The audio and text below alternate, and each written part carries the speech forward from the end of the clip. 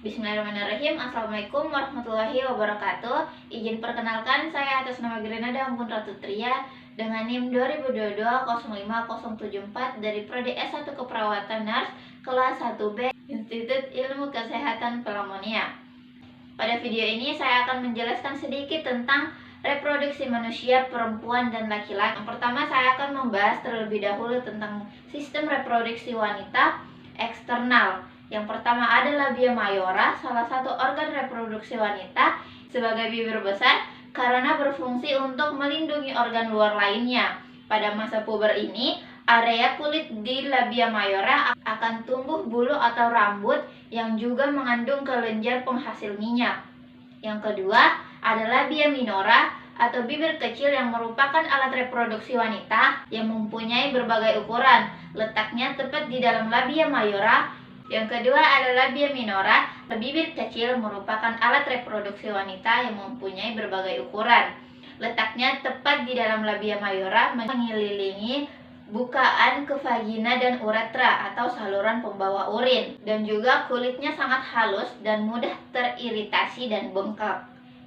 Yang ketiga ada kelenjar Bartholin. Kelenjar ini berada di setiap sisi sebelah lubang vagina dan bisa mengeluarkan sereksi cairan atau lendir untuk melumasi bagian misfi. Yang keempat ada klistoris. Organ reproduksi wanita yang satu ini merupakan tonjolan kecil yang memiliki 8.000 sel saraf, sehingga organ ini disebut sebagai organ paling sensitif daripada organ lainnya. Klistoris juga ditutupi oleh lipatan yang disebut sebagai preputium atau mirip dengan kulup di ujung penis. Selanjutnya saya akan membahas bagian internal sistem reproduksi wanita. Yang pertama ada vagina. Vagina adalah saluran yang menghubungkan serviks atau bagian bawah rahim dengan bagian luar tubuh. Letaknya di dalam tubuh, belakang kandung kemih, lebih rendah dari rahim. Fungsi vagina sebagai alat reproduksi wanita adalah menjadi jalan keluar darah saat menstruasi, jalan lahir bayi, serta jalan masuk sperma menuju rahim. Yang kedua ada ovarium atau indung telur, berada di sisi kanan dan kiri rongga panggul yang bersebelahan dengan bagian rahim atas. Alat atau organ reproduksi wanita yang satu ini bertanggung jawab untuk memproduksi hormon seperti estrogen, progesteron, dan ovum atau yang biasa disebut dengan sel telur. Yang ketiga ada tuba fallopi. Tuba fallopi atau oviduk memiliki bentuk seperti saluran yang bercorong yang masing-masing membentang dari ujung kanan dan kiri pada rahim atas ke ujung ovarium. Nah, organ reproduksi yang satu ini mempunyai fungsi untuk membawanya ke indufibulum atau bagian ujung tuba fallopi menuju rahim. Nah, yang keempat ada uterus. Uterus adalah organ reproduksi wanita yang berongga dan bentuknya seperti buah pir. Nah, uterus ini merupakan rumah bagi janin yang sedang berkembang. Nah, ada dua bagian dari rahim. Yang pertama ada serviks dan yang kedua ada korpus. Serviks merupakan leher rahim yang berada di bagian bawah dan menjadi jalan menuju vagina serta tubuh utama rahim yaitu korpus. Yang kedua ada korpus.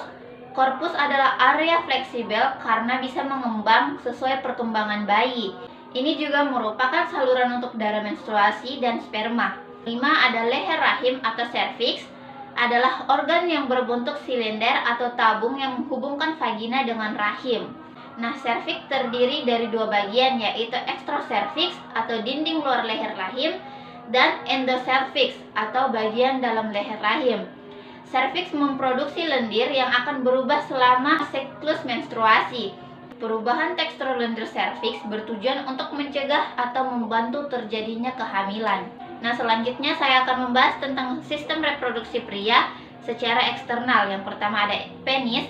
Terdapat 3 bagian utama anatomi penis yaitu akar atau besis. Bagian ini menempel pada dinding perut bagian bawah. Dan yang kedua ada batang penis. Bagian ini merupakan alat kelamin pria yang berfungsi untuk penetrasi ke dalam vagina. Yang ketiga ada kepala penis atau gland penis. Bagian ini ditutupi oleh lapisan kulit yang akan dihilangkan saat menjalankan sunat. Pada gland penis terdapat lubang kecil yang merupakan bukaan dari saluran kemih. Bagian ini nantinya akan menjadi tempat keluarnya cairan urin dan sperma. Bagian eksternal yang kedua yaitu skrotum, yaitu bagian dari sistem reproduksi pria yang terlihat berbentuk seperti kantung, letaknya berada di belakang penis dan merupakan tempat dari testikel yang biasa disebut sebagai testis atau buah zakar. Pada skrotum juga terdapat banyak saraf dan pembuluh darah. Organ ini pun berperan untuk mengatur suhu testis. Dan yang ketiga ada testis. Organ reproduksi pria berbentuk oval dengan ukuran sebesar biji zaitun ini terletak di dalam skrotum. Pada umumnya, setiap pria masing-masing memiliki 2 testis. Nah, fungsi testis ini adalah menghasilkan testosteron yang merupakan hormon seks pada pria. Selain itu, organ ini juga berfungsi untuk memproduksi sperma. Nah, yang keempat ada epididymis, merupakan saluran panjang yang terletak di belakang testis. Organ ini berfungsi untuk membawa dan menyimpan sel sperma yang telah diproduksi di testis.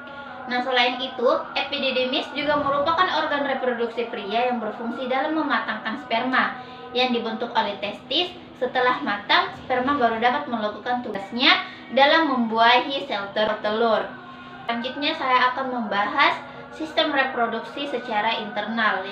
Yang pertama ada vas deferens. Fungsi vas deferens adalah mengantar sperma keluar tubuh saat ejakulasi.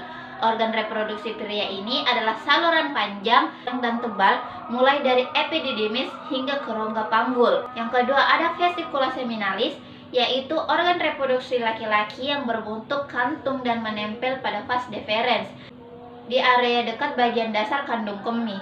Nah, yang ketiga ada saluran ejakulasi. Saluran dalam sistem reproduksi pria ini terbuat dari gabungan vas deferens dan vesicula seminalis. Sesuai dengan namanya, saluran ejakulasi menjadi jalan bagi air mani untuk keluar saat pria berejakulasi. Nah, yang keempat ada saluran kemih. Saluran kemih juga menjadi bagian dari organ reproduksi pria, disebut sebagai uretra. Fungsi utama dari saluran kemih adalah untuk membawa urin dari kandung kemih keluar tubuh.